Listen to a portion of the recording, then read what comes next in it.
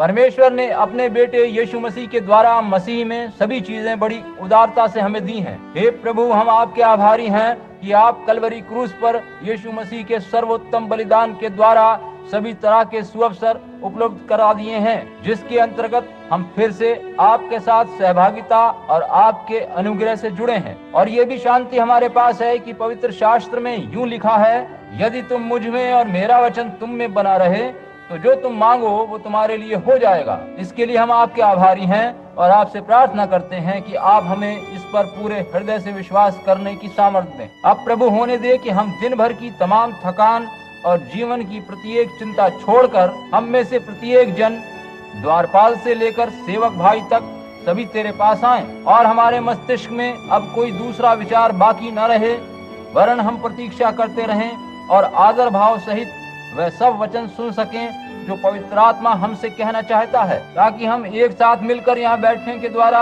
आपके बारे में और अधिक जान सकें और अपनी भलाई के लिए और कुछ बेहतर बातें सीख सकें। क्योंकि प्रभु ये सच है कि इसी कारण इस गर्मी के मौसम में हम यहाँ जमा हुए हैं। अपने जीवित वचन के द्वारा हमसे बात कर और होने दे कि वह जीवंत वचन हमारे साथ रहे और हमारे अंदर वास करे, ताकि हम शक्ल और सूरत में इस दुनिया की तरह से नहीं, वरन अपनी आत्मा के नए बन जाने से परमेश्वर के पुत्र की शक्ल सूरत में ढलते जाएं। ओह, ये जानकर हमारे दिल धड़कने लगते हैं और हमारे प्राण आनंद मग्न हो जाते हैं जब हम सोचते हैं और जान जाते हैं कि हम परमेश्वर के बेटे बेटियां बन सकते हैं। और अब हम उसकी दूसरी आमद के छोर पर खड़े हैं और इससे सारे देश हमारे पांव तले पड़े कांपेंगे और दुनिया की सारी चीजें लोप हो जाएंगी। मगर हम जानते हैं कि किसी दिन वह आएगा और हमें ऐसे राज्य में ले जाएगा जिसका कभी अंत ना होगा, वह कभी बदलेगा नहीं। और ये सोचकर हम खुशी से भर जाते हैं कि हम अभी उस राज्य के वारिस हैं। हे परमेश्वर, वचन के जल से धोकर पवित्र आत्मा के द्वारा हमारे मनों और कानों का खतना कीजिए, क्योंकि इस प्रार्थना को हम यीशु मसीह के नाम में उसी की महिमा के लिए मांगते हैं। आमीन। मैं एक विषय को आज बोलने के लिए चुनना चाहता हूँ। अगर आज यहाँ चंगाई सभा का आयोजन भी होता तो मैं किसी अन्य विषय पर बोलने वाला था, मगर हमने सूचित किया था कि प्रार्थना कार्ड 8 बजे से 8:30 बजे या 9 बजे तक बांटे जाएंगे। और थोड़ी देर पहले बिली ने घर आकर बताया कि कोई भी प्रार्थना कार्ड नहीं बांटे गए, क्योंकि मुश्किल से वहाँ एक आध व्यक्ति ही चंगाई प्रार्थना हेतु आया है। अतः मैंने इस विषय को आज के लिए चुना ताकि कलीसिया की कमी घटी दूर हो सके। मैं जिस विषय पर बोलना चाहता हूँ वो है दुनिया के द्वारा छली गई या धोखा खाई हुई एक कलीसिया या चर्च। अब मैं न्यायों की पुस्तक के 16वें अध्याय में से 10वें पद से पढ़ना चाहता हूँ। तब दलीला ने शिमशोन से कहा, सुन, तूने तो मुझसे छल किया और झूठ कहा है। अब मुझे बता दे कि तू किस वस्तु से बंध सकता है। उसने उससे कहा, यदि मैं ऐसी नई नई रस्सियों से जो किसी काम में ना आई हूँ कसकर बांधा जाऊं तो मेरा बल घट जाएगा और मैं साधारण मनुष्यों के समान हो जाऊंगा। तब दलीला ने नई नई रस्सियां लेकर और उसको बांधकर कहा, हे शिमशोन, पलश्ती तेरी घात में है। कितने मनुष्य तो उस कोठरी में घात लगाए हुए थे। तब उसने उनको सूत की नाई अपनी भुजाओं पर से तोड़ डाला। तब दलीला ने शिमशोन से कहा, तू अब तक मुझसे छल करता और झूठ बोलता आया है। अब मुझे बता दे कि तू काहे से बंध सकता है। उसने कहा, यदि तू मेरे सिर की 7 लटें ताने में बुने तो बंध सकूंगा। तो उसने उसे खूंटी से जकड़ा। तब उसने कहा, हे शिमशोन, पलश्ती तेरी घात में है। तब वो नींद से चौंक कर उठा और खूंटी को धरन में से उखाड़ कर उसे ताने समेत ले गया। तब दलीला ने उससे कहा, तेरा मन तो मुझसे नहीं लगा, फिर तू क्यों कहता है कि मैं तुझसे प्रीति रखता हूँ? तूने ये 3 बार मुझसे छल किया और मुझे नहीं बताया कि तेरे बड़े बल का भेद क्या है। तो जब उसने हर दिन बातें करते करते उसको तंग किया और यहाँ तक हट किया कि उसकी नाक में दम आ गया, तब उसने अपने मन का सारा भेद खोलकर उससे कहा, मेरे सर पर छुरा कभी नहीं फिरा, क्योंकि मैं माँ के पेट ही से परमेश्वर का नजीर हूँ। यदि मैं मूड़ा जाऊँ तो मेरा बल इतना घट जाएगा कि मैं साधारण मनुष्य सा हो जाऊंगा। ये देखकर कि उसने अपने मन का सारा भेद मुझसे कह दिया है, दलीला ने फलिश्तियों के सरदारों के पास कहला भेजा कि अब की बार फिर आओ, क्योंकि उसने अपने मन का सब भेद मुझे बता दिया है। तब फलिश्तियों के सरदार हाथ में रुपया लिए हुए उसके पास गए। तब उसने उसको अपने घुटनों पर सुला रखा और एक मनुष्य बुलवाकर उसके सिर की 7 लटें मुंडवा डाली और वह उसको दबाने लगी। और वह निर्बल हो गया। तब उसने कहा, हे शिमशोन, पलश्ती तेरी घात में है। तब वो चौंक कर सोचने लगा कि मैं पहले की तरह बाहर जाकर झटकूंगा। वह तो न जानता था कि यहोवा उसके पास से चला गया है। अब मैं इस विषय से संबंधित पाठ पढ़ना चाहता हूँ जो प्रकाशित वाक्य 2 अध्याय की 21 और 23 पद में पाया जाता है।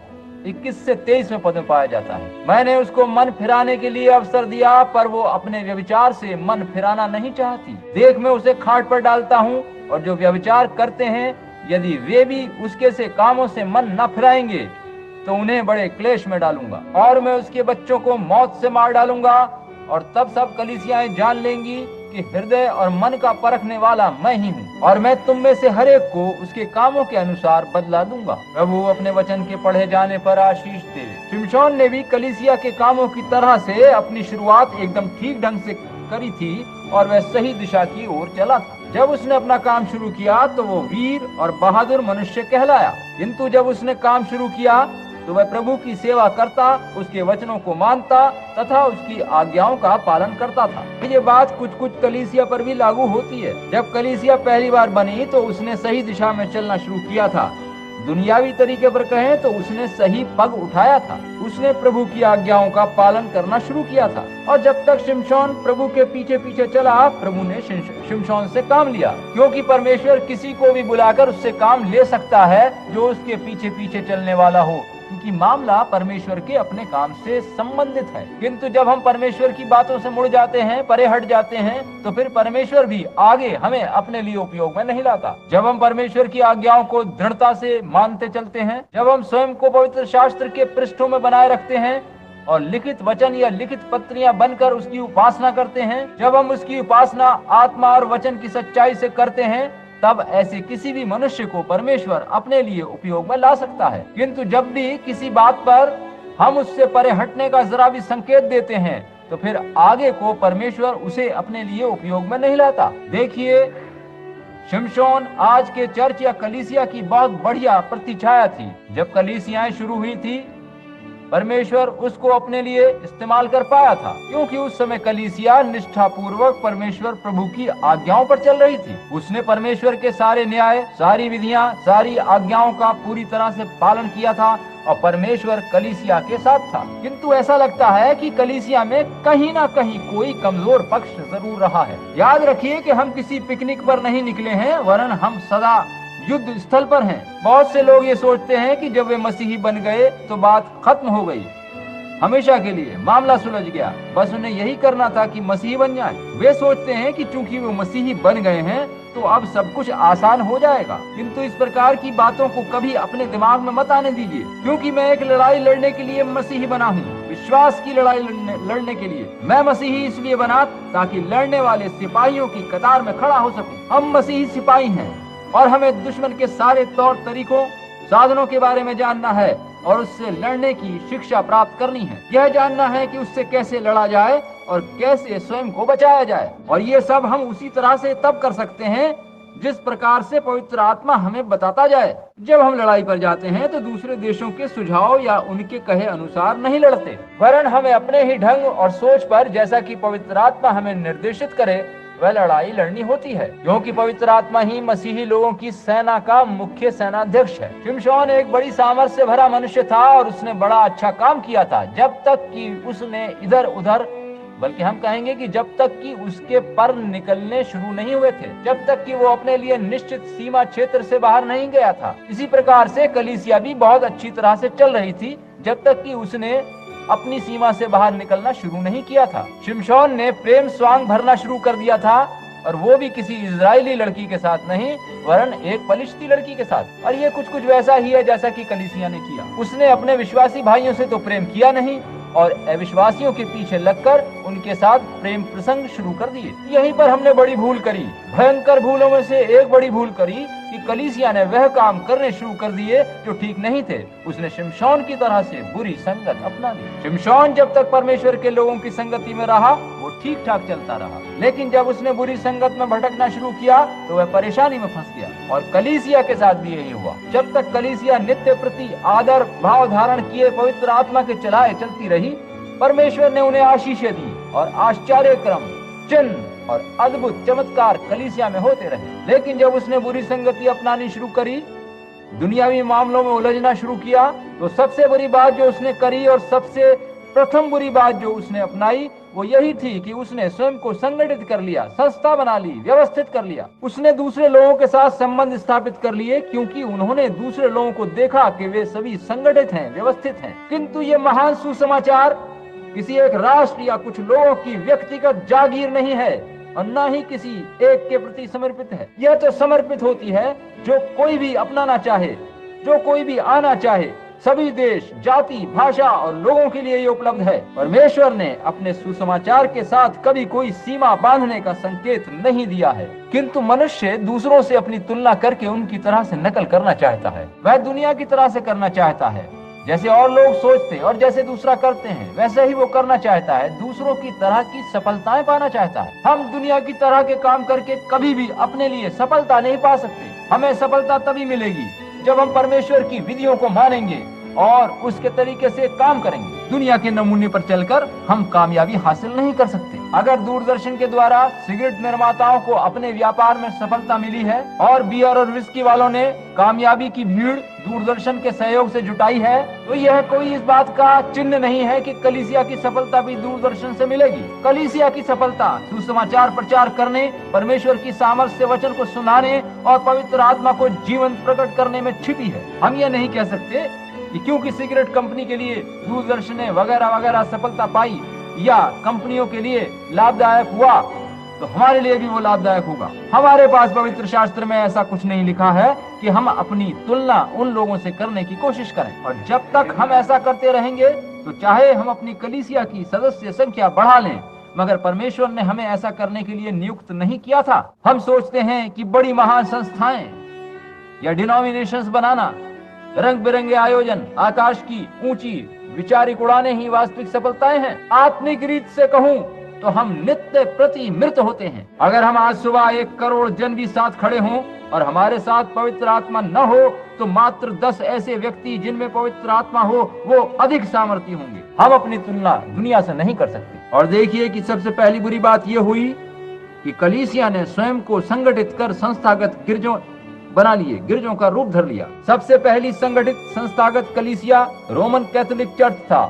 फिर लूथरन चर्च बना। जब कलीसिया ने खुद को रोमन कैथोलिक चर्च की संस्था में ढाला तो एक दिन वहां ये पुकार हुई कि शिमशोन, पलश्ती तेरी घात में है। और शिमशोन कैथोलिक गिरजे रूपी रस्सियों के बंधनों को तोड़कर बाहर आया।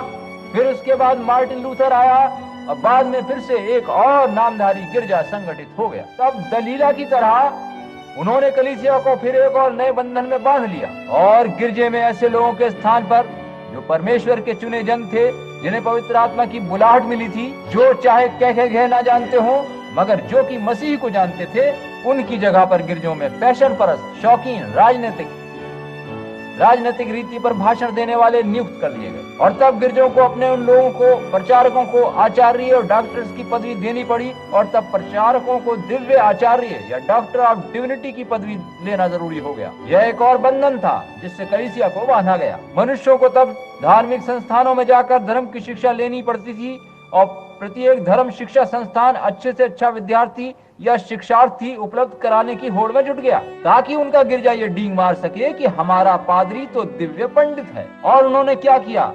एक ने दूसरे से बढ़कर ज्ञान प्राप्त करना चाहा। इस सब का परमेश्वर की दृष्टि में कुछ भी अर्थ नहीं है।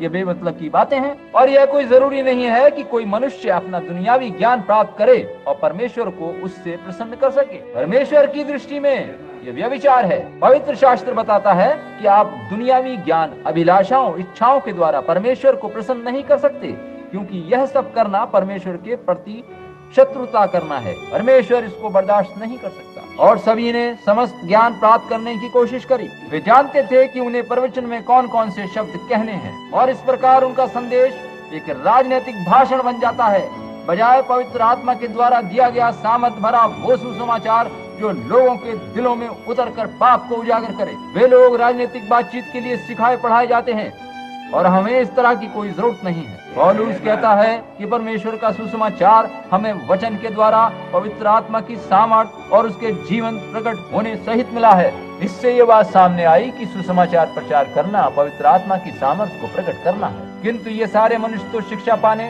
धार्मिक शिक्षण केंद्रों में जाकर बड़ा ज्ञान प्राप्त करने में लगे रहते हैं। वहाँ इन्हें सिखाया जाता है कि किस प्रकार से लोगों के सामने खड़े होना है, किस प्रकार से स्वयं को उनके सम्मुख प्रस्तुत करना है, उन्हें किस तरह का पहनावा पहनना है, किस प्रकार व्यवहार करना है, उन्हें कभी गलत व्याकरण का प्रयोग अपनी भाषा में नहीं करना है। यह सब बातें राजनीतिक भाषण देने के लिए तो ठीक है, मगर हमें मनुष्यों की मंत्र मुग्ध करने वाली भाषा थोड़े ही सुननी है। पौलुस कहता है कि जो सुसमाचार मैं तुम्हें सुनाता हूँ वो वैसे ही मुझे नहीं मिला, वरन वह पवित्र आत्मा की सामर्थ प्रकट करने वाले वचन सहित मिला है। वह पहले से तैयार करा गया भाषण नहीं है कि तुम्हारा भरोसा किसी मनुष्य की बुद्धिमत्ता पर जम जाए, वरन ये सुसमाचार जीवते मसीह की सामर्थ को प्रकट करने वाला है। असली सुसमाचार इसे ही कहते हैं कि मसीह को उसकी जी उठने की सामर्थ सहित जानना। प्रत्येक नामधारी गिरजे वाला यही सोचने की चेष्टा करता है कि वे दूसरों से अधिक बुद्धिमान है। मेथोडिस्ट वाले कहेंगे हमारे पास सर्वाधिक तेज बुद्धि वाले हैं। बैप्टिस्ट,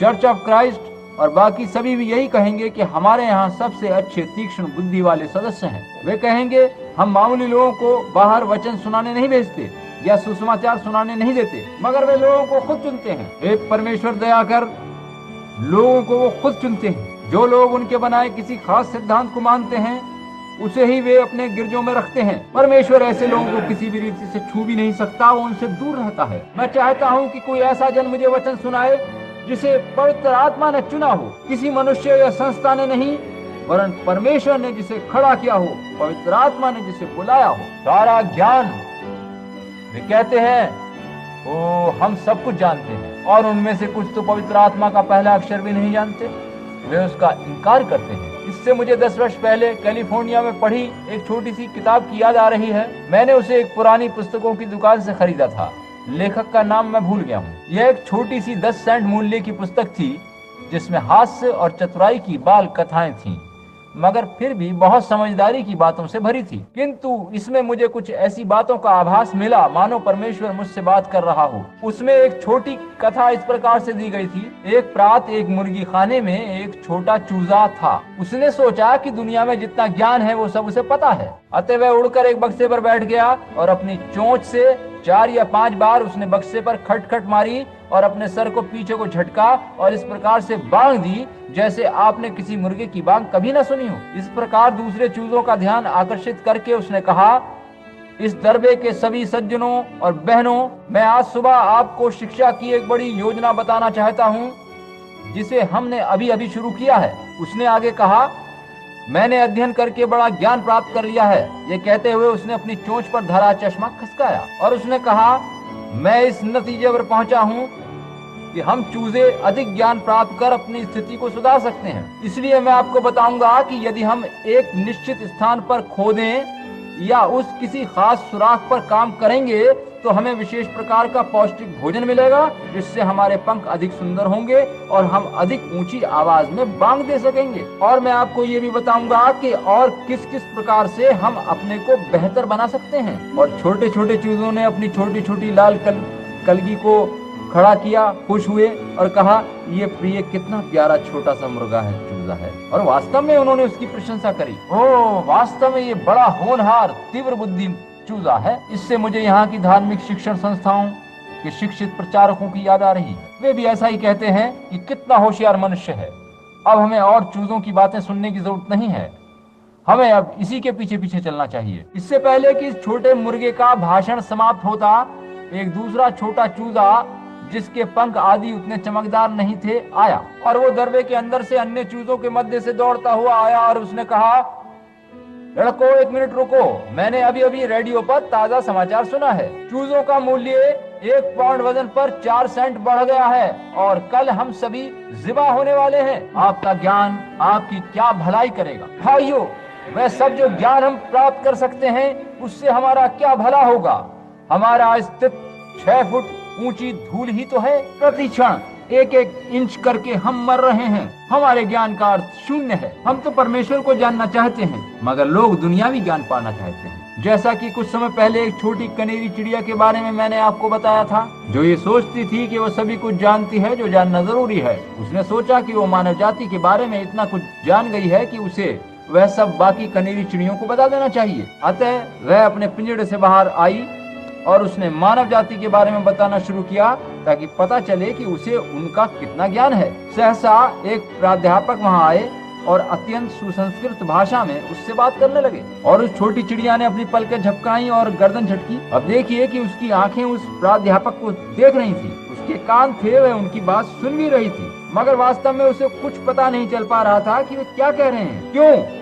क्योंकि उसके पास एक कनेरी चिड़िया वाली बुद्धि थी। उसके पास चिड़िया वाली बुद्धि और समझ थी, बस। उसके पास मनुष्य जैसी बुद्धि नहीं थी और वह मनुष्य की तरह से नहीं सोच सकती थी, और इसी तरह ना ही एक मनुष्य परमेश्वर की तरह से सोच सकता है। आप मनुष्य मात्र हैं और सारा दुनियावी ज्ञान एक कनेरी चिड़िया के ज्ञान से अधिक नहीं है। जो कुछ आप यहाँ से प्राप्त करते हैं उसी से आपको चोट पहुंचती है। आप में मसीह की बुद्धि होना जरूरी है। लोग जाकर इन नए नामधारी गिरजों और संस्थाओं में शामिल होते हैं और नया जन्म लेने के स्थान पर मात्र हाथ मिलाकर उनके सदस्य बनते हैं।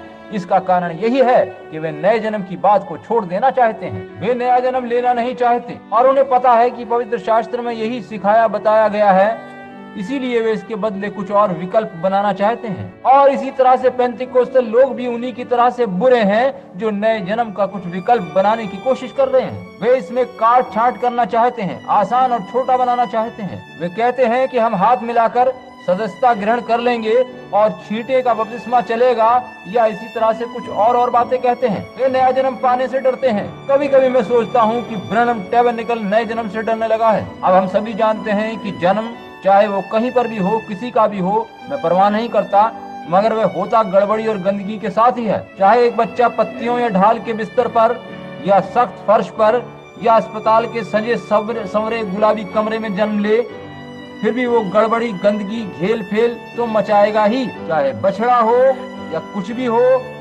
जिसका भी हो, जन्म तो गंदगी से भरा ही होता है और ये नया जन्म भी उससे कम नहीं है। मगर लोग बड़े छुई मुई बन गए हैं। वो कहते हैं कि हम तो वहां जाएंगे जहां लोग हाथ मिलाते हैं और सदस्य बन जाते हैं, जहां लोग चिल्लपो नहीं मचाते, रोते चीखते नहीं और जहां वे वेदी पर सिर नहीं पटकते। आप बहुत अधिक सांसारिक मनुष्य अपनाए हुए हैं। हमें तो जरूरत है नए जन्म की, पुराने मनुष्य के मर जाने की, ताकि नया जीवन आगे आ सके। आप एक पुराने आलू को लें, बीज वाले आलू को लेकर जमीन में दबा दें, जब तक वो पुराना आलू सड़ गल नहीं जाएगा आपको नए आलू नहीं मिलेंगे। एक दाना जब तक जमीन में सड़ गल न जाए अपने में से नया जीवन उत्पन्न नहीं कर सकता। और इसी प्रकार जब तक किसी पुरुष या स्त्री की बुद्धिमत्ता और उनका अपना अस्तित्व मर नहीं जाता, तब तक वे नया जन्म नहीं पा सकते। परमेश्वर की वेदी पर चीखते चिल्लाते, सब कुछ शोर शराबा करते, जब तक आप ऐसी स्थिति में नहीं पहुंच जाते कि आपके कॉलर का कलफ पसीने से खुल जाए,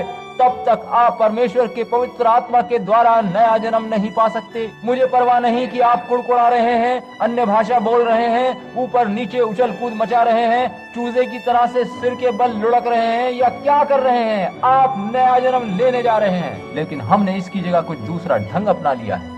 हम शानदार तरीके चाहते हैं। वास्तव में यही बात है। उस दिन शुक्रवार को मैं और मेरी पत्नी बाजार जा रहे थे। मेरा मतलब इस बात को बार बार कहना नहीं है, किंतु जब हम सड़क पर से गुजर रहे थे तो मुझे अपना सिर कभी इधर कभी उधर घुमाना पड़ा, क्योंकि वहाँ नग्न औरतें थीं। जब मैं अंधा हो गया था तो मैंने परमेश्वर से वादा किया था कि यदि वो मेरी आंखें चंगी कर देगा तो मैं हमेशा इनसे सही चीजें देखा करूंगा। और मैंने अपनी कार में एक छोटी सलीब लटका रखी है। जब इस प्रकार की गंदी चीजें मेरे सामने आती हैं तो मैं उस सलीब की ओर देखकर कहता हूँ, हे परमेश्वर, ये सलीब ही मेरा शरण स्थल है। मैंने उन महिलाओं को देखा। मैडा ने कहा, आज हमने एक भी ऐसी महिला नहीं देखी जो स्कर्ट पहने हो। और उसने कहा, बिल, जरा उस महिला को देखो जो अपने शरीर पर वस्त्रों की जगह वे छोटी सी पट्टी लटकाए है। मैडा ने आगे कहा, आपका मतलब है कि ये महिला नहीं जानती कि ऐसा करना गलत है? यदि ये नहीं समझती कि गलत है तो फिर उसका दिमाग खराब हो गया है। मैंने कहा, प्रिय, एक क्षण रुको, वह अमरीकी है। ये वैसा ही कर रही है जैसा अमरीकी महिलाएं करती हैं। मैंने कहा, प्रिय, अधिक दिन नहीं हुए जबकि मैं फिनलैंड में था। वहां मैंने डॉक्टर मैनिनन से एक प्रश्न पूछा था जिनके उत्तर ने मुझे निरुत्तर कर दिया था। हम लोग वहां स्वास्थ्य स्नान के लिए जा रहे थे, जिसे वहां साउना कहा जाता है। वे वहां पर ऊपर एक चट्टान के ऊपर से गर्म पानी डालते हैं जो आप पर गिरता है और उससे आप पसीने पसीने हो जाते हैं। तब वे आपको ठंडे पानी में डुबाएंगे, कुदाएंगे और फिर बाहर वापस ले आएंगे। इसके बाद वे आपको एक कमरे में ले जाएंगे जहां नंगी औरतें या नर्सें होती हैं और वे पुरुषों की देह को रगड़ रगड़ कर साफ करती हैं और फिर उन्हें वापस तालाब में स्नान करने भेज देती हैं। मैंने कहा मैं अंदर नहीं जाऊंगा। मैंने कहा डॉक्टर मेनिनन ये सब बहुत गलत है। डॉक्टर मेनिनन ने उत्तर दिया, पादरी ब्रैनम ठीक है, माना कि ये गलत है, मगर उसका क्या है जब आपके अमेरिकी डॉक्टर एक स्त्री को पूरी तरह नंगा करके उसे मेज पर लिटाकर उसके प्रत्येक अंग का निरीक्षण करते हैं, और अस्पतालों में आपकी नर्सों की क्या हालत है। मैंने कहा भाई मेनन मुझे क्षमा करें, आप ठीक कह रहे हैं, ये सब क्या है, ये रीति रिवाज है। जब मैं पेरिस में था तो मैं बड़ी मुश्किल से इस बात पर विश्वास कर पाया कि वहाँ पुरुष और स्त्रियों के लिए एक ही शौचालय होता है, अलग अलग नहीं होते। मैं इस बात को कतई नहीं समझ पाया था कि सड़क के किनारे आराम करने के लिए स्त्री और पुरुषों के लिए एक ही कमरे होते थे, अलग अलग नहीं। मैं यकीन नहीं कर पाया था कि जब कोई स्त्री अपने बॉयफ्रेंड के साथ समुद्र तट पर तैरने और स्नान करने जाती थी, उनके लिए वहाँ ड्रेसिंग रूम नहीं थे। वे अपने सभी वस्त्र अंतिम वस्त्र तक उतार कर, पीठ पे फेर कर, एक छोटी सी पट्टी बांध कर तैरते रहते थे। अजीब है, पर ऐसा है।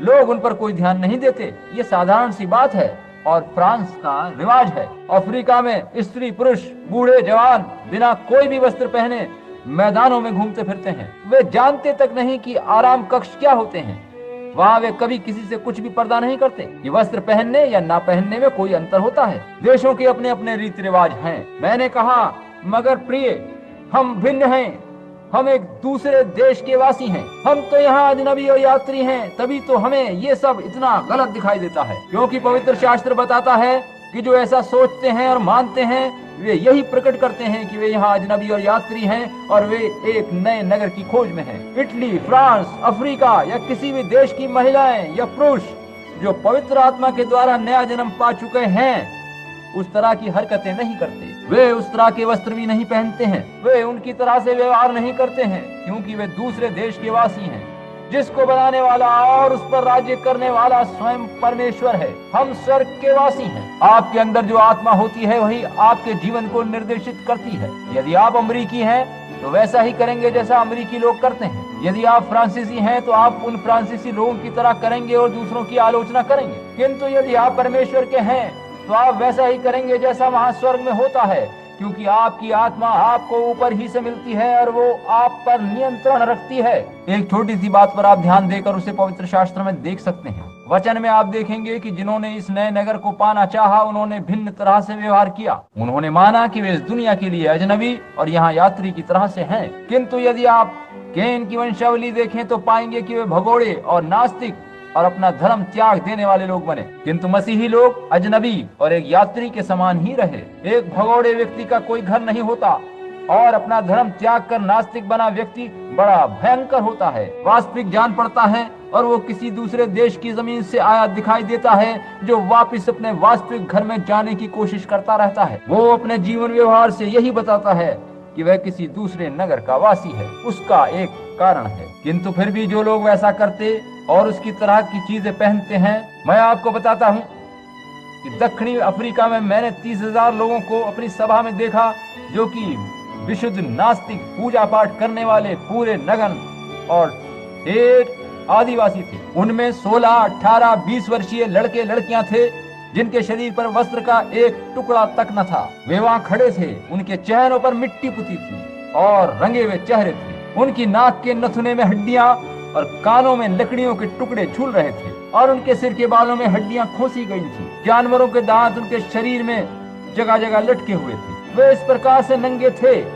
जैसे अपने जन्म के समय और इस नंगेपन से पूरी तरह अनजान थे। किंतु जब उन्होंने मसीह को ग्रहण किया और मुंह के बल गिर गए और पवित्र आत्मा पाया, खड़े होकर उन्होंने अपने हाथों से अपने शरीर को ढांपा और शर्मिंदगी अनुभव करी और फिर वहाँ वस्त्र उन्हें मिले जो उन्होंने पहन लिए। वे इस दुनिया के लिए यात्री और अजनबी बन चुके थे।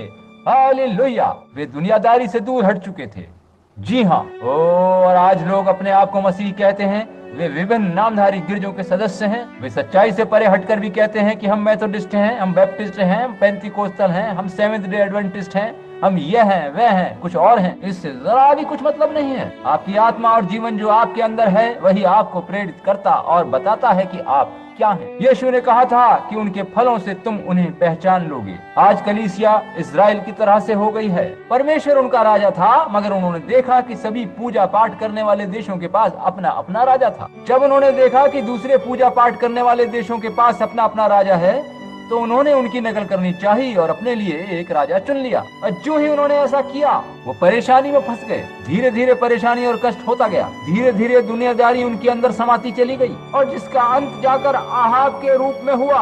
एक एक करके आने वाले राजा दुनियादारी में धीरे धीरे इतना फंसते चले गए कि वास्तविक जीवन उनके अंदर से गायब हो गया। और जब वास्तविक राजा इस दुनिया में आया तो वे उसको पहचान नहीं पाए। कलीसिया ने भी ऐसा ही किया, उसने भी वही सब किया और उसकी वर्तमान हालत का कारण भी यही बात है। उसने राजनीति और शिक्षा को अपना लिया है। उसने संस्थाओं, समाज, बड़े बड़े गिरजों, उच्च वर्ग, प्रचारकों आदि को अपना लिया है। और जब वास्तविक राजा उनके पास आता है तो वे उसे पहचान नहीं पाते और वे उसी पवित्र आत्मा को फिर से सूली पर चढ़ा देते हैं जो कि उनका राजा है। वे उसे नहीं जानते मगर उस पर हंसते हैं, उसका उपहास उड़ाते हैं। जैसे यहूदियों ने अपने मसीहा के साथ किया था वैसे ही ये गिरजे अपने मसीहा के साथ कर रहे हैं। वे नहीं जानते कि वे क्या कर रहे हैं। उनके पास देखने के लिए आत्मिक दृष्टि नहीं है, क्योंकि जो कुछ वे देखते हैं, बड़े बड़े भवन, गिरजों की ऊंची इमारतें, उनसे उनकी दृष्टि इतनी जुड़ चुकी है कि वे आत्मिक बातों की तुलना दुनिया की बातों से करने लगते हैं। हम कभी भी अपनी दुनिया से तुलना करने को प्रेरित नहीं होते। हम तो स्वयं को और अधिक नम्र बनाने को प्रेरित होते रहते हैं। और देखिए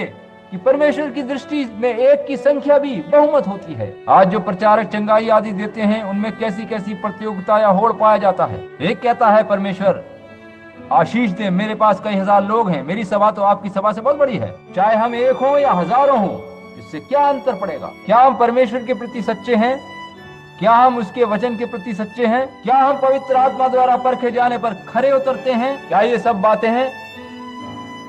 ये बातें खास हैं, ये बातें सच हैं। हम मगर पवित्र शास्त्र की बातों पर समझौते करते हैं। हमारे बहुत से पेंतिकोस्टल लोग पवित्र शास्त्र की बुनियादी बातों पर समझौता किए हैं। मैं अपनी कलीसिया में बोल रहा हूँ, इसलिए किसी की भावनाओं को ठेस नहीं पहुंचाना चाहता। और मैं सोचता हूँ कि चूंकि मैं सुसमाचार सुना रहा हूँ और अपनी कलीसिया में हूँ, वैसा नहीं करना चाहिए। मगर कहना पड़ता है कि हजारों पेंतिकोस्टल प्रचारक इस तथ्य से परिचित हैं कि पिता, पुत्र, पवित्र आत्मा के नाम में कोई भी बपतिस्मा पवित्र शास्त्र में नहीं दिया गया है। मैं आर्च बिशप या किसी को भी ललकार रहा हूँ कि वे मुझे दिखाए कि कहाँ कब किसी को पिता, पुत्र और पवित्र आत्मा की उपाधियों में बपतिस्मा दिया गया है। किंतु वे लोग इस बात पर इसलिए समझौता किए हैं क्योंकि उनकी संस्था ने ऐसा माना है और वो ऐसा कहती है। नए नियम में और उसके बाद के 300 वर्षों में इतिहास में यीशु मसीह के नाम में बपतिस्मे को छोड़कर और किसी भी रीति से एक भी व्यक्ति को बपतिस्मा नहीं दिया गया। फिर ये सब क्या है?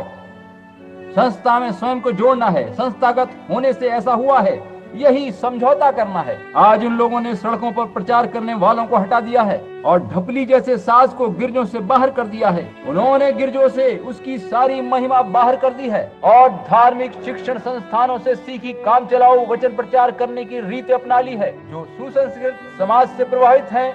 और उनकी स्त्रियां कोट पहनती, पैंट पहनती हैं, भद्दे ढंग से वस्त्र पहनती हैं और ये सब उनमें गहराई तक समा गया है। और पुरुष धूम्रपान करते, जुआ खेलते, अश्लील मजाक करते हैं। ये सब परमेश्वर की दृष्टि में कलंक है। मैं जानता हूँ कि ये बातें चुभने वाली हैं, मगर समय आ पहुंचा है कि कोई तो कुछ कहे। लोगों ने समझौते कर लिए हैं, स्वयं को समर्पित करके वे दुनिया की तरह से व्यवहार कर रहे हैं। मैं परवाह नहीं करता यदि मेरे साथ केवल परमेश्वर को छोड़ और कोई भी न रहे, फिर भी मैं परमेश्वर के पवित्र शास्त्र की सच्चाई ही प्रचार करूंगा और उसी का पक्ष लूंगा। यदि मैं मर भी जाऊं तो भी मैं सच्चाई का ही पक्ष लूंगा।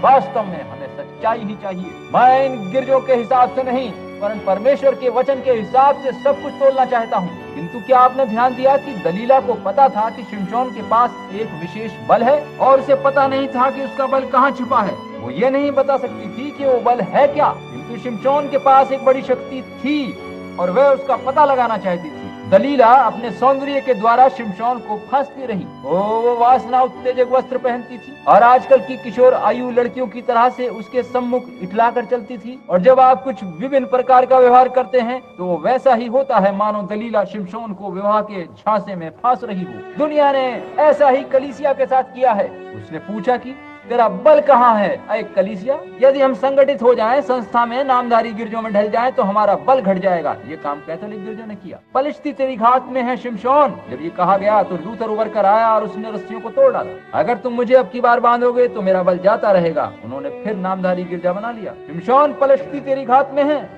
क्या हुआ फिर? वेस्ली आया और उसने रस्सियों को तोड़ डाला। तूने मुझे अब तक धोखा ही दिया है। क्या तू नहीं जानता कि मैं तुझसे प्रेम करती हूँ? अपने हृदय का भेद मुझे बता दे। ठीक है, तुम मुझे एक बार फिर दूसरी रस्सियों से बांधो। ठीक है, हम ऐसा ही कर देते हैं। ये क्या है? ये नामों वाले संस्थागत गिरजे या डिनोमिनेशंस की रस्सियां हैं। तुम मुझे स्वतंत्र कर दो ताकि मेरा कोई डिनोमिनेशन न रहे, तब मैं तुम्हें सच्चाई बता दूंगा और तुम मुझे बांध सकोगे। तब इस तरह से पेंतिकोस्तल आए। तेरा बल कहाँ है? शिमशोन, पलश्ती तेरी घात में है। और उसने एक बार फिर से रस्सियों को तोड़ डाला। किंतु अब क्या हुआ? उसने पेंतिकोस्तल लोगों को भी लपक लिया है। उनके पादरी लोग बड़े आदमी और दिव्यता के पंडित बनाकर भेजे जाते हैं। उनके पास भी उतने ही बड़े बड़े धार्मिक शिक्षा और रीति रिवाज सिखाने वाले स्कूल हैं जितने मेथोडिस्ट या बैप्टिस्ट या और किसी के भी पास हैं। आप उनके गिरजों में जाएं और आपको एक भी आमीन नहीं सुन सकते। आप वहाँ लोग इतने ठंडे नजर आएंगे मानो उत्तरी ध्रुव के एस्किमो लोग बैठे हों। इतने ठंडे, इतने साधारण सामान्य से। और अब शिमशोन, पलश्ती तेरी घात में है। अमेरिका, पलश्ती तेरी घात में है। वो एक आत्मा वाली एकता कहाँ है? पेंतेकोस्त के दिन की एकमत होने वाली स्थिति कहाँ है? आज assembly of God, United church of God और यह वह आदि कितने नामों में पेंतिकोस्तल बढ़ चुका है। प्रत्येक के पास एक दूसरे से भिन्न मत हैं, एक दूसरे से एकदम भिन्न है। हम इस प्रकार से टुकड़ों में बढ़ चुके हैं कि अगर एक गिरजा कहीं पर कोई बेदारी की सभा करे तो दूसरे उसमें भाग तक नहीं लेते। अमेरिका, साम्यवाद तेरी घात में है। हमारा बल कहाँ है? हमारी महिमा कहाँ है? ये सब क्या है? इसलिए कि हमने मनुष्यों की बुद्धि पर परमेश्वर की सामर्थ्य से अधिक विश्वास किया, क्योंकि उन्होंने हमारे प्रचारकों आदि को बहुत शुष्क और रूखा बना दिया और हमें संस्थाओं में संगठित कर दिया है, जिससे हम सभी शुष्क प्रकृति वाले अक्कुड़ू लोग बनकर रह गए हैं। और इसीलिए अब गिरजों में आप लोग जय जयकार और स्तुति का कोई शोर सुन नहीं पाते। आप कभी किसी को पश्चाताप करते, रोते नहीं देखते। रोने वालों की कुर्सियां तहखानों में डलवा दी गई हैं। नामधारी कलीसियाओं में अब कुछ महिमा बाकी न रही। अब तो बस हम इतना करते हैं कि पीछे चुपचाप तनकर बैठे रहें, जितना खामोश बैठ सकते हैं। हम स्वतंत्र नहीं हैं, हम बंधनों में जकड़े हुए हैं। शैतान ने आज जीतते परमेश्वर की कलीसिया को आधुनिकता के शैतानी बंधनों में बांध रखा है। ये सच है कि वहां अब कोई सामर्थ्य नहीं है, कोई स्वतंत्रता नहीं है। लोग एकदम से शुष्क और ढीले हो गए हैं। परमेश्वर पेंतिकोस्तल लोगों के बीच आकर दिखाता है कि वो ही परमेश्वर है और अपने जीवित होने के सबूत और चिन्ह उन्हें दिखाता है, मगर ये सब कुछ उन्हें जरा भी हिला नहीं पाता। कोई उत्तेजना नहीं होती। नहीं, ये उन पर कलंक है। मैं सारे देश में घूमता रहता हूँ, परमेश्वर अपना काम करता है, चिन्ह दिखाता है और लोग खामोश बैठे रहते हैं, बस कहते हैं ठीक है, मैं सोचता हूँ ये बात ठीक है, ओ मुझे पता है ऐसा हो सकता है। लोग इन बातों से विचलित नहीं होते, उनमें कोई हलचल नहीं होती, क्योंकि वे लोग दुनिया रूपी दलीला के द्वारा बने हैं। उनके पांव हाथों में बेड़ियां पड़ी हैं। अब तो वो उसे विभिन्न गिरजों के एक राष्ट्र संघ या परिसंघ में बांधने जा रहे हैं। शिमशोन, पलश्ती तेरी घात में है। तू इस बारे में क्या करने जा रहा है? ओ हमारे पास बड़े बड़े नामों वाले गिरजे हैं, वास्तव में है। हमारी सदस्य संख्या इतनी बढ़ गई है जितनी पहले कभी नहीं थी। किंतु आत्मा कहाँ है? पवित्र आत्मा कहाँ है? शैतान ने यही सब तो कर दिया है। उसने गिरजे को, कलीसिया को विवाह का निमंत्रण दिया। उसने उसे प्रलोभन दिया है, मेरे पास आओ, मैं तुम्हें एक बड़ा शानदार गिरजा घर बना कर दूंगा यदि तुम ऐसा ऐसा करोगे। यदि तुम उस पागल सन की प्रचारक को भगा दो और दिव्यता के पंडित की उपाधि वाला कोई ऐसा प्रचारक चुन लो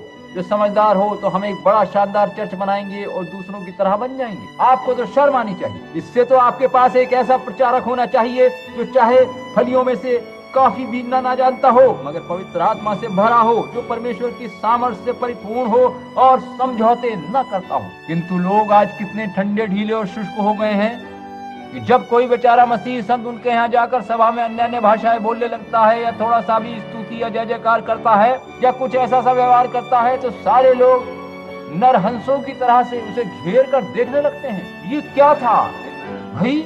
आश्चर्य है, क्यों किया इसने ऐसा?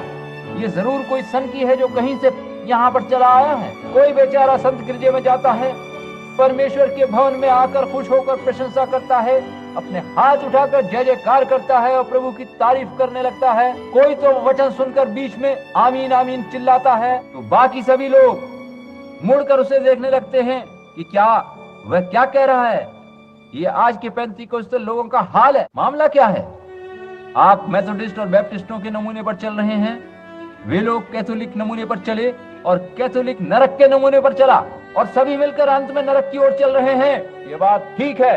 दलीला ने आज बड़े बड़े गिरजों, बढ़िया शिक्षित सेवकों और उच्च वर्ग के रूप में आपको विवाह प्रस्ताव पेश किया है। वह कहती है अमुक अमुक श्रीमान करोड़पति है, यदि हम उसे अपने गिरजे में ला सकें तो। यदि वो नया जन्म पाया जन नहीं है तो वह उसके लिए अयोग्य गिना जाना चाहिए। मुझे इस बात की परवाह नहीं कि उसके पास करोड़ों डॉलर हैं या 40 कैडिलैक कारें हैं, चाहे उसके पास जो कुछ भी हो, उसे नया जन्म लेना होगा।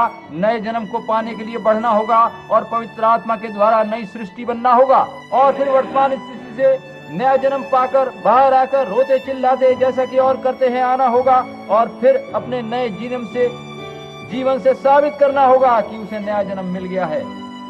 आमीन। यही वो बात है जिसकी आपको जरूरत है। शिमशोन, फलस्ती तेरी घात में है, साम्यवादी तेरी घात में है, दुनिया तेरी घात में है, शैतान तेरी घात में है। वे लोग वापस मुड़कर देखते हैं कि परमेश्वर का पवित्र आत्मा आश्चर्य कर्म दिखा रहा है, उसके जीवित होने की बातें सत्य प्रकट कर रहा है, जैसा कि यीशु ने वायदा किया था। मगर वो कहते हैं, आप देखिए कि मैं सोचता हूँ भाई ब्रैनम को मस्तिष्क पढ़ने की विद्या का ज्ञान है। मेरा पादरी कहता है कि ये शैतान की ओर से। तुम दरिद्र, पाखंडी, बहकाए हुए, नास्तिक, सुसंस्कृत लोग हो, तुम जो भेड़ों की खाल में भेड़िए हो। यीशु ने कहा था कि यदि तुम मुझे जानते तो मेरे इस दिन को भी जान लेते, मगर तुम तो शाऊल जैसे लोगों का झुंड हो जो बाकी दुनिया के लोगों की तरह बनने की चेष्टा करता रहता है। मगर हमें तो परमेश्वर के लोगों की तलाश है जो वचन के बारे में कोई समझौता न कर सकें, वरन सत्य वचन प्रचार करें और पवित्र आत्मा के बपतिस्मे के पक्षधर हों। किंतु दुनिया ने क्या किया है? उसने आपकी सारी सामर्थ और शक्ति मूंड दी है। आपका जन्म एक नाजरीन पेंतेकोस्त के रूप में अवश्य हुआ था, मगर दुनिया ने आपकी सारी सामर्थ मूंड कर साफ कर दी है। अब आप बाकी लोगों की तरह से ढुलमुल लोग बन गए हैं। ऐसे में हम क्या करने जा रहे हैं?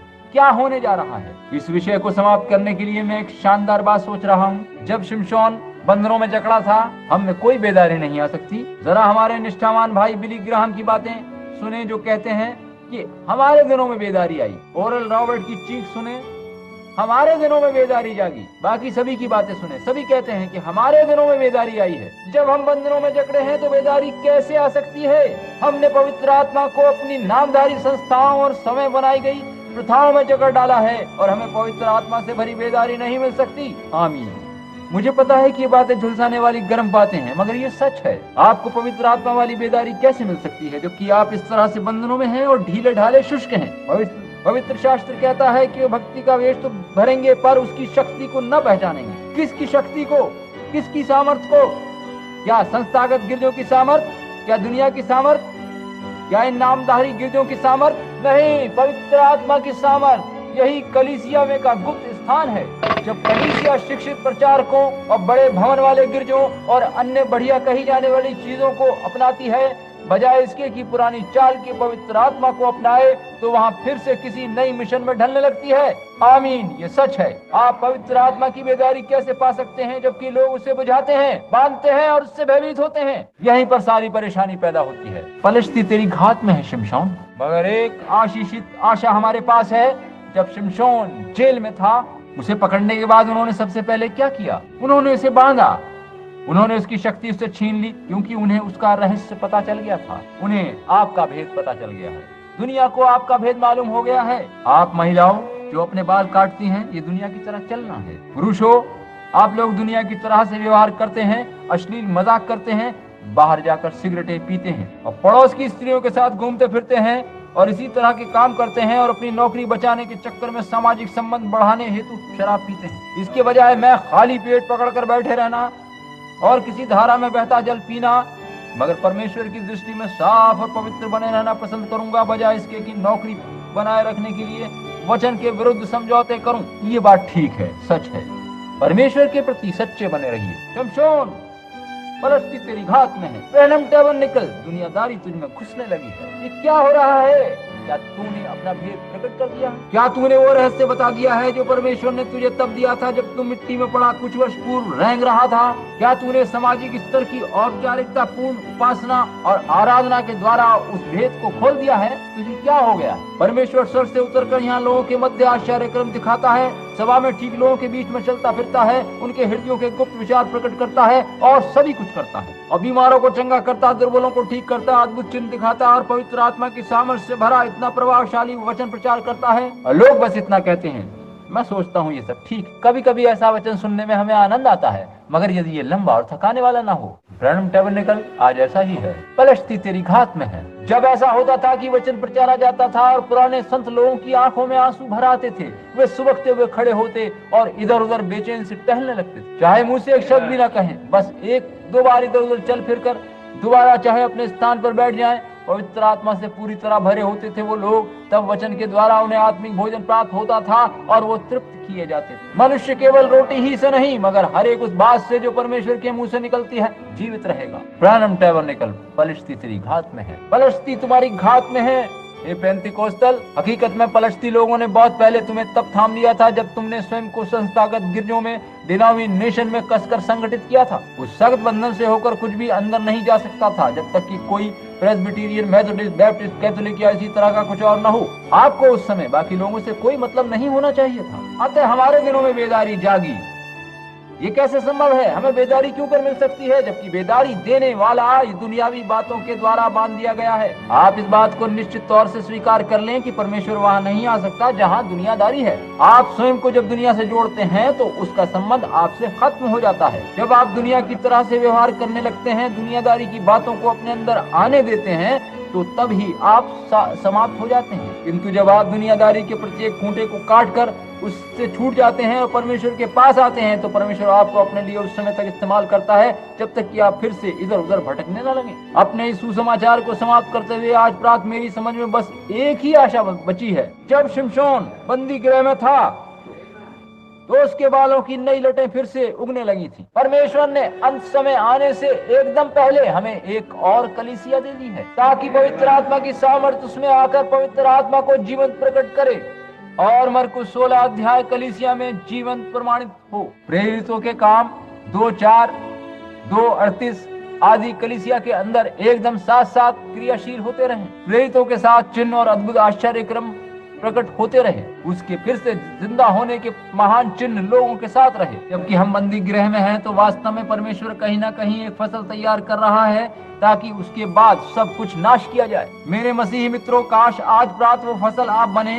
काश आपका बल फिर से बढ़ना शुरू हो जाए। मैं प्रार्थना करता हूँ कि आज प्रात ये सुसमाचार, ये संदेश जहाँ कहीं भी बाहर दूसरे स्थानों तक सुना जाए, मैं भरोसा रखता हूं कि काश ही आपके तौर तरीकों में पौष्टिक विटामिन की तरह से घुलकर आपकी सहायता करे और आपके जीवन में फिर से एक आत्मिक सामर्थ्य पैदा कर सके। आइए हम अपने सिरों को झुकाएं और प्रार्थना करें। हे प्रभु परमेश्वर, तू जो पृथ्वी और आकाश का रचने वाला, अनंत जीवन का रचयिता और प्रत्येक भला और आत्मिक दान देने वाला है, इन वचनों को लेकर लोगों के हृदय में बो दे और उन्हें अपने जल से सींच। प्रभु, काश लोग इन बातों के बारे में प्रार्थना करें और देख पाएं कि दुनिया ने कलीसिया को विवाह प्रलोभन दे रखा है और अब अंत में उसकी शक्ति का पता कर लिया है, उस भेद को पा लिया है, पता कर लिया है कि वह गुप्त स्थान कौन सा है जहां बल छुपा है और फिर उसे ढूंढ दिया है। उसने ऐसे लोगों का सफाया कर दिया है जिन्होंने कभी विजय घोष किया था और जो विजयी थे। लोगों को ये बात और विचार देकर मूडा है कि वे बुधवार की रात प्रार्थना सभा में ना जाएं,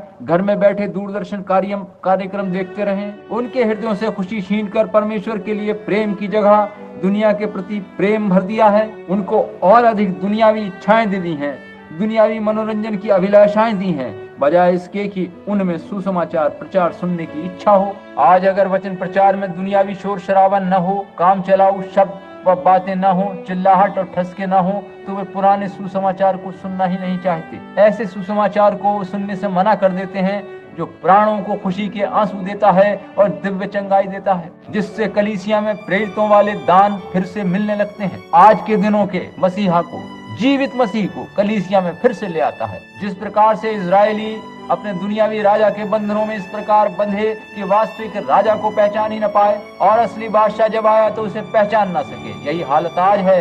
हे प्रभु, महिमा का राजा पवित्र आत्मा के रूप में आया और प्रभु लोग उसे नहीं जानते, उसे पहचानते तक नहीं। वे इस प्रकार से संस्थागत गिरजों के बंधनों में कसकर जकड़े हुए हैं कि वे ये सब समझते ही नहीं, क्योंकि ये सब उनके गिरजों के द्वारा नहीं आया है। प्रभु, ये शैतान का काम है जो उसने इन लोगों के साथ किया है। काश परमेश्वर के चुने शिमशोन, काश हृदयों के सच्चे लोग जो इच्छुक हैं, रोते चिल्लाते और याचना निवेदन करते हैं, काश वो तेरे इस वचन के साथ टिके रहें जब तक कि नई फसल ना उगाए। प्रभु, जब तक सिय्योन में फिर से आनंद ना आ जाए और जब तक लोगों की एक मंडली ऐसी ना आ जाए जो तुझे पहचान सके, समझ सके, जो कि मसीह और उसकी शक्ति और उसकी सामर्थ को पहचान सके, जो दुनिया नहीं जानती और जिसे वे अभी नहीं समझ पा रहे हैं। प्रभु इस प्रार्थना को स्वीकार कर ताकि लोग ये सच्चाई देख सकें, क्योंकि इसे हम यीशु के नाम से मांगते हैं, आमीन। परमेश्वर, मैं उसे कितना प्रेम करता हूँ, उसकी सामर्थ हमारे मध्य में भेजिए। वो चेले उस उपरोटी कोठरी में थे और सभी एक मत थे। उनमें से सारी दुनियादारी बाहर निकल चुकी थी, वे एकदम खाली कर दिए गए थे। तब पवित्र आत्मा उतर आया। आज लोग कहते हैं, आओ गिरजे के सदस्य बनो, अपना नाम सदस्यता पुस्तक में लिखवाओ, या सिर झुकाकर बस यूं कहो, मैं मसीह को परमेश्वर के पुत्र के रूप में मानता हूँ। अब खड़े हो जाइए। शैतान भी ऐसा ही करता है। वास्तव में जब यहूदा इस्करियोती ने बपतिस्मा लिया तो शैतान ने भी बपतिस्मा लिया था। जब यहूदा ने जाकर बाहर सुसमाचार प्रचार किया तो मानो वो सुसमाचार प्रचार शैतान ने ही किया था, लेकिन शैतान पवित्र आत्मा नहीं पा सका था। यही बात है, यही वो स्थान है जहाँ गुप्त बल छुपा है, जिससे यीशु का पुनः जीवित होना एकदम पक्का और जरा भी संदेह बिना सत्य का पता चल जाता है। आमीन। वो यहाँ है, वही पवित्र आत्मा जो मसीह के ऊपर था अभी भी अपनी कलीसिया में है। वो कभी छोड़ता नहीं। उसने कहा था, मैं दुनिया के अंत तक तुम्हारे साथ वरन तुम्हारे अंदर होऊंगा। ये काम जो मैं करता हूँ तुम भी करोगे, वरन इससे भी अधिक काम तुम करोगे, क्योंकि मैं अपने पिता के पास जाता हूँ। किंतु दुनिया समझौते करती और कहती है, वो दिन तो बीत गए, ये गुजरे दिनों की बातें हैं। ये वही बात है जो शैतान आपसे चाहता है कि आप इस प्रकार सोचें। आप कहते हैं, ओह, मैं इन सब बातों पर कुछ यकीन नहीं करता। जाइए और जाकर पापी जीवन बिताइए, पापों में लिप्त रहिए, मगर याद रखिए, जब तक आप बीज की तरह सड़-गल न जाएं, आपके विचार, फैशन वाली बातें सड़-गल न जाएं, खत्म न हो जाएं, आप में फिर से नए जीवन की शुरुआत ना होगी, नया जन्म ना मिल सकेगा। और ये नया जीवन उस जीवन से पूरी तरह भिन्न होगा जो जमीन में गाड़ा गया था। अनाज का एक पीला दाना जमीन में जाता है और हरे रंग का होकर उभरता है। जब गाड़ा जाता है तो वह सख्त और कड़ा होता है, मगर जब उगकर आता है तो वो नम्र और बहती हवा के साथ इधर उधर झूलने वाला बन जाता है। ओ महिमा होवे, हालेलुया। जब हवा चलती है तो दाना और कुछ नहीं कर सकता सिवाय इसके कि हिले, अपने को ढीला और नम्र करे, और पत्तियां आनंदित होती बढ़ती और बलवान होती जाती हैं। जब तक दाना जमीन में जाकर सड़ गल कर अपना अस्तित्व समाप्त न कर ले, वो पत्ती के रूप में कभी नहीं ढल सकता। न केवल मरना जरूरी है मगर सड़ना भी है। वो स्वयं तो वापस नहीं आता, मगर उसमें छिपा जीवन फिर से उग आता है। जैसा कि मैंने कुछ समय पहले कहा था कि कोई भी जन्म बड़ा भयंकर, गंदगी भरा और मैला होता है, मगर उसी में तो जीवन छिपा होता है। जब आप स्वयं को मैला और गंदा गिनेंगे, जब आप अपने मेथोडिस्ट, बैप्टिस्ट और पेंटिकोस्टल आदि के मतों और सिद्धांतों को गंदा मैला गिनने लगेंगे और स्वयं को परमेश्वर की वेदी पर समाप्त कर देंगे, तब नया जीवन आप में आएगा। पवित्र आत्मा आपको नए जीवन में प्रवेश कराता है और तब आप परमेश्वर को देख पाते हैं। हम उसे किसी महिमा में शानदार दिन को देखेंगे। किसी दिन इस मरणशील दृष्टि की सीमा से परे हम उसे देखेंगे। क्या आप इसका विश्वास करते हैं? किसी दिन इस मानवीय मरणशील दृष्टि से परे कोई खुशनुमा कल मेरी प्रतीक्षा कर रहा है। पिछली रात मैं यहाँ एक कोने में जब खड़ा था तो मैंने सोचा कि मैं रब्बी लासन को देख रहा हूँ। मुझे याद है जब वे यहाँ आते और उनके साथ उनकी पुरानी सी छड़ी होती, जिसको वो मेरी गर्दन में फंसाकर मुझे उधर मंच तक खींच ले जाते थे,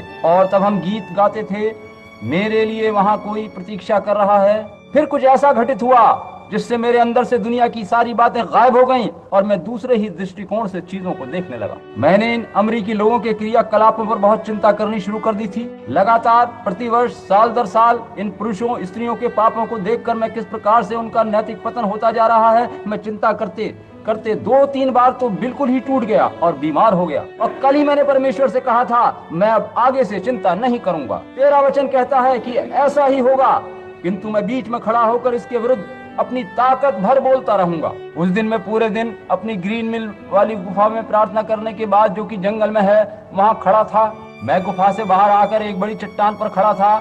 उस समय 3 बज रहे थे, सूरज चमक रहा था। मैं उस पार देख रहा था। मैं वहाँ खड़ा पूर्व दिशा की ओर देख रहा था और प्रभु की प्रशंसा कर रहा था। और पहाड़ों की चोटी पर उगे पेड़ों के पीछे नीचे की ओर जाते सूरज को मैं देख रहा था। मैं घाटी के उस पार छोटी छोटी घाटियों की ओर देख रहा था। बीच में पत्तों के समूह थे, मगर सब कुछ एकदम शांत था। और मैंने कहा, प्रभु, एक दिन तूने मूसा को चट्टान की दरार में छिपाया था और तू उसके पास से गुजरा था, क्योंकि मूसा बहुत टूटन और थकान अनुभव कर रहा था। जब तू उसके समीप से गुजरा तो मूसा ने कहा था, किसी मनुष्य की पीठ सी दिखाई दी। मैंने कहा, प्रभु मुझे भी दरार में छिपा ले। उसी समय मेरे एक और ऊपर से झाड़ियों में से हवा गोल गोल घूमती हुई नीचे को आई। वो ठीक उस प्रकार चलती रही मेरे पास होकर, एक हवा का गोला सा नीचे चलता चला गया और पेड़ों में होता हुआ गायब हो गया। मैं वहाँ खड़ा रहा। वह आग का रथ परमेश्वर के अग्नि में स्वर्गदूत मुझे लेने आएंगे। मेरे प्यारे रथ, और नीचे उतर, मुझे घर ले चल। इन दिनों में किसी दिन जब मैं मृत्यु के निकट पहुंचूंगा, मैं उसे आता देखने का इंतजार करूंगा। ये सच बात है। मैंने यरदन के पार देखा, और क्या देखा, मुझे घर ले जाने के लिए वह आ रहा है, जैसे एलिया रथ यरदन के उस पार देख रहा था। प्रभु यीशु इस रथ का आशीषित कोचवान है। वही सिय्योन के पुराने जहाज और जीवन की नौका का नाविक है। वह इस भवन में इस समय घूम रहा है, बात कर रहा है, वो यहाँ उपस्थित है। वही पवित्र आत्मा जिसने यीशु को कब्र में से जीवित किया यहाँ मौजूद है। क्योंकि आज उन्होंने कोई प्रार्थना कार्ड जारी नहीं किए हैं। क्या यहाँ शहर से बाहर से आया कोई व्यक्ति है जिसे मैं नहीं जानता और जो प्रार्थना करवाना चाहता है? अपने हाथ उठाइए कि मैं आपको नहीं जानता। इस बात की पुष्टि हाथ उठाकर करें कि मैं आपको नहीं जानता हूँ। आप उधर छोटे से सज्जन मूछों वाले पीछे बैठे हुए, किसी ने पीछे से हाथ उठाया था? जी, अच्छा, आपने हाथ उठाया था, ठीक है। पीछे बैठे, अच्छा, आप श्रीमान ने हाथ उठाया था, ठीक है। आप सभी मेरे लिए अजनबी हैं। क्या आप विश्वास करते हैं कि प्रभु यीशु जो आज भी इस गल्ले का चरवाहा है, उसके वादे सच हैं? वो अपनी कलीसिया को अभिषिक्त करके कहता है, जो काम मैं करता हूँ तुम भी करोगे, वरन इससे भी अधिक काम करोगे, क्योंकि मैं अपने पिता के पास जाता हूँ। तुम इनसे भी अधिक काम करोगे। क्या आप इन बातों पर विश्वास करते हैं? क्या आपने अपना हाथ उठाकर बताया था कि आप मुझे नहीं जानते? क्या आप विश्वास करते हैं कि परमेश्वर मुझे आपके हृदय की बात बता सकता है, और मुझे वैसे ही बता सकता है जैसे उसने स्त्री को बताया था जिसने उसका वस्त्र छुआ था? क्या आप विश्वास करते हैं कि वह महायाजक है जिसे हम अपनी कमियों सहित छू सकते हैं? यदि परमेश्वर मुझे आपके हृदय का हाल बता दे तो क्या आप विश्वास करेंगे कि मैं उसका नबी हूँ? क्या आप विश्वास करेंगे कि उसकी उपस्थिति यहाँ है और इसी कारण वो ऐसा करने की अनुमति दे रहा है? आप अपनी पत्नी के लिए प्रार्थना कर रहे हैं, उनके कूल्हे की हड्डी टूट गई है, अपने स्थान से खिसक गई है। ये बात सच है। यदि ये सच है तो खड़े हो जाइए। ठीक है, जाइए और उन्हें चंगा पाइए। आमीन। आपके बारे में क्या है, आप जो पीछे बैठे हैं, जिनकी मूछें हैं और जिन्होंने हाथ उठाया था, क्या आप पूरे हृदय से उस पर विश्वास करते हैं? क्या आपको विश्वास है कि परमेश्वर मुझे आपका कष्ट बता सकता है? क्या आपको विश्वास है कि आपका बेटा ठीक हो जाएगा? आप विश्वास करते हैं? आपके एक बेटा है जिसको लकवा मार गया है, ये बात सच है। आप कंटकी प्रदेश से हैं। यदि ये बात सच है तो अपना हाथ उठाइए। मैं आपको नहीं जानता। क्या जानता हूँ? हम एक दूसरे को नहीं जानते। अपने हाथ उठाइए इस प्रकार, ये ठीक है। परमेश्वर पर भरोसा रखिए। क्या आप विश्वास करते हैं? जैसा आप विश्वास करते हैं, अपने बेटे को चंगा पाइए। इस बात को दिल में बसा लीजिए। इधर यहाँ किसने हाथ उठाया था कि मैं उन्हें नहीं जानता? क्या आपने? ठीक है श्रीमान। क्या आप विश्वास करते हैं कि मैं परमेश्वर का नबी हूँ? क्या आप पूरे हृदय से यकीन करते हैं? आपको इधर आने की जरूरत नहीं, बस वहीं खड़े रहिए। ठीक है श्रीमान। आपको क्या कष्ट है? आपको मधुमेह रोग है और इससे आपके पैर में कष्ट है। आप ओहियो प्रांत से हैं। आपका नाम श्रीमान मिलर है। घर जाइए और चंगाई पाइए। ठीक है, अपने पूरे हृदय से विश्वास कीजिए। ठीक है। क्या आप विश्वास करते हैं? अगर आप विश्वास कर सकें तो महिला, आप जो यहाँ बैठी हैं, क्या आपने हाथ उठाया था? लंबी सी महिला जो चश्मा पहने हैं, क्या आप दिल से विश्वास करती हैं? क्या आप विश्वास करती हैं? क्या आप विश्वास करती हैं कि मैं परमेश्वर का सेवक हूँ? आप विश्वास करती हैं? अच्छा, ठीक है। यदि परमेश्वर मुझे आपका कष्ट बता दे तो क्या आप उस पर विश्वास करेंगी? दिल का रोग है आपको, ठीक है। यदि बात सच है तो हाथ उठाइए। ठीक है। आपके बराबर वाली महिला खड़ी हो जाइए। हृदय रोग नहीं, वास्तव में आपकी आंखों में तकलीफ है, मैंने जानता हूँ। ठीक है, चंगाई पाइए यदि आप विश्वास कर सके तो। पीछे की ओर बैठे अगले व्यक्ति, उनको हृदय रोग है और चर्म रोग है। क्या आप विश्वास करते हैं कि परमेश्वर आपको चंगा कर देगा? आप विश्वास करते हैं श्रीमान? वहाँ पीछे किसी ने अपना हाथ उठाया था। श्रीमान श्योर। ठीक है श्रीमान, ठीक। क्या आप विश्वास करते हैं? आपकी आंखों में कष्ट है, क्या नहीं? आप बाहर बैठी अपनी माँ के लिए प्रार्थना कर रहे हैं। यदि ये सच है तो हाथ उठाइए। हम अजनबी हैं, क्या ये सच है? आप लोग आपस में हाथ मिलाइए, एक दूसरे से हाथ मिलाइए। ठीक है। अगर आप विश्वास करें तो चंगाई ग्रहण कर सकते हैं। जीवता यीशु मसीह इस भवन में है, वह वही यीशु है। इससे आपको क्या मिल रहा है? क्या आपने दुनिया को अपना सारा बल निकाल लेने दिया है? महिमा होवे। मैं नया जन्म चाहता हूँ, नया जन्म पाना चाहता हूँ। नया जन्म किस तरह मिलेगा मुझे परवाह नहीं। चाहे मुझे पाखंडी धार्मिक जन भी कहा जाए तो परवाह नहीं, कुछ भी कहा जाए मुझे परवाह नहीं। मुझे परवाह नहीं कि किस वाहन पर वो आएगा, वो नया जन्म कैसे आएगा। मैं तो वास्तविक पवित्र आत्मा पाना चाहता हूँ। जैसा कि पवित्र आत्मा अभी मेरे ऊपर है, मैं इसे हमेशा अपने अंदर चाहता हूँ। मैं दुनिया की सारी चीजों के बदले में बस इसे ही पाना चाहता हूँ। आमीन। क्या आप विश्वास करते हैं? क्या आप विश्वास करते हैं कि वो यहाँ है? तब एक दूसरे पर अपने हाथ रखिए। मुझे बताइए कुछ और बात जो यीशु कर सकता है या आप चाहते हैं सिवाय पवित्र आत्मा पाने के? कुछ नहीं। अब भरोसा रखिए, विश्वास कीजिए, सब कुछ ठीक हो गया है। प्रभु परमेश्वर स्वर्ग और पृथ्वी के रचयिता, अनंत जीवन के निर्माता, सभी उत्तम बलिदानों का देने वाला, आपके पवित्र आत्मा ने इस प्रकार से हमें अभिषिक्त किया है मानो प्रभु ये भवन प्राणवान होकर सांस ले रहा हो और आगे पीछे हिल रहा हो। प्रभु लोग इसे समझ क्यों नहीं पाते? क्या लोग दुनिया से इस कदर जुड़ चुके हैं और इतने अधिक औपचारिक और ठंडे रूखे हो गए हैं कि वह अब आपको जान ही नहीं सकते? प्रभु परमेश्वर होने दीजिए कि आपकी ये सामर्थ्य यहाँ उपस्थित प्रत्येक जन को, प्रत्येक बीमार व्यक्ति को छुए, उन्हें चंगाई दे, प्रत्येक पापी जन बचाया जाए और परमेश्वर को महिमा मिले। मैं इस प्रार्थना को परमेश्वर के पुत्र यीशु मसीह के नाम में मांगता हूँ, आमीन। क्या आप इन बातों पर विश्वास करते हैं? अपने हाथ उठाइए। क्या आप अपनी चंगाई को ग्रहण करते हैं? परमेश्वर आपको आशीष दे। अब जाइए और अपनी अपनी समस्याओं के समाधान, चंगाई अपने अपने विश्वास के अनुसार वैसे ही पाइए, वैसा ही आपके लिए होगा। मैं दूसरों के बारे में बहुत से दर्शन देख रहा हूँ। क्या ये सच है? आज रात सभा लेने मुझे फिर आना होगा। अगर आप इन बातों पर आज रात भी विश्वास नहीं कर पा रहे हैं तो फिर कभी कर भी नहीं पाएंगे। ये बात ठीक है। यीशु ने जब एक बार ही उनके हृदय की बात प्रकट कर दी थी, तब उस स्त्री ने कहा था, हम जानते हैं कि जब मसीहा आएगा तो हमें ऐसी ही बातें बताएगा। उसने पूछा था, मुझे पता कि मसीहा ऐसा ही करेगा, मुझे पता है, मगर तू कौन है? यीशु ने कहा था, मैं वही हूँ। तो वो स्त्री नगर में दौड़ गई और लोगों से कहा, आओ देखो यहाँ एक मनुष्य है जिसको जो कुछ मैंने किया था वो सब उसने बता दिया है, कहीं ये मसीहा तो नहीं? यीशु ने कहा था, अंत के दिनों में फिर ऐसा ही होगा। कलीसिया वचन पर खड़ी होगी और सत्य वचन प्रचार किया जाएगा। वह परमेश्वर की सारी आज्ञाओं को मानेगी और दुनिया से अपने आप को कदापि नहीं जोड़ेगी। और उस कलीसिया में होकर मैं चला फिरा करूंगा और वही काम फिर से किए जाएंगे। लिखा है कि अंत समय में लोग डींगमार, अभिमानी, घमंडी, परमेश्वर के नहीं पर सुख विलास ही के चाहने वाले होंगे, विश्वासघाती, दोष लगाने वाले, भक्ति का वेश भरने वाले होंगे। बहुत धार्मिक जन जान पड़ेंगे, गिरजों में जाने वाले होंगे। वे भक्ति का वेश तो धरेंगे पर उसकी शक्ति को ना पहचानेंगे। ऐसों से परे रहना। आप लोगों में से जिन जिन लोगों को उसने अभी बुलाया था और दर्शन के द्वारा मुझे उनके बारे में बताया था, आप जहाँ कहीं भी यहाँ बैठे हैं, क्योंकि अब दर्शन समाप्त हो चुके हैं, कृपया आप अपने हाथ उठाइए यदि जो कुछ बताया गया वो सच है। और यह कि आपको पहले से मैं नहीं जानता हूँ। आप सभी जो यहाँ हैं, जिधर भी बैठे हैं, कृपया हाथ उठाइए। ठीक है, देखा आपने, मैं उन्हें नहीं जानता, उन्हें कभी देखा तक नहीं, मगर पवित्र आत्मा यहाँ है और वह उन्हें जानता है। क्या आप ये बात नहीं समझते कि गुप्त बातें बताने वाला मैं नहीं हूँ? यदि इस कार्य को करने के लिए वह मुझ पर भरोसा कर सकता है तो ये भी भरोसा कर सकता है कि उसका वचन मैं सत्य प्रचार करूंगा, क्योंकि सच्चाई तो केवल वचन के द्वारा ही आ सकती है। पश्चाताप करो और तुम में से हर एक अपने पापों की क्षमा के लिए यीशु मसीह के नाम में बपतिस्मा ले, तो तुम पवित्र आत्मा का दान पाओगे। क्योंकि ये प्रतिज्ञा तुम और तुम्हारी संतानों और उन दूर दूर के लोगों के लिए भी है जिनको प्रभु हमारा परमेश्वर अपने पास बुलाएगा। क्या आप इस पर विश्वास करते हैं? यहाँ अभी कुछ क्षणों के बाद बपतिस्मे दिए जाएंगे। आइए हम अपने सिरों को प्रार्थना में झुकाएं। मैं पादरी भाई से निवेदन करता हूँ कि जब लोग बपतिस्मे देने की तैयारी कर रहे हैं, वे हमारे लिए प्रार्थना करें। मेरा विचार है कि बपतिस्मे इसके बाद दिए जाएंगे। ये ठीक है।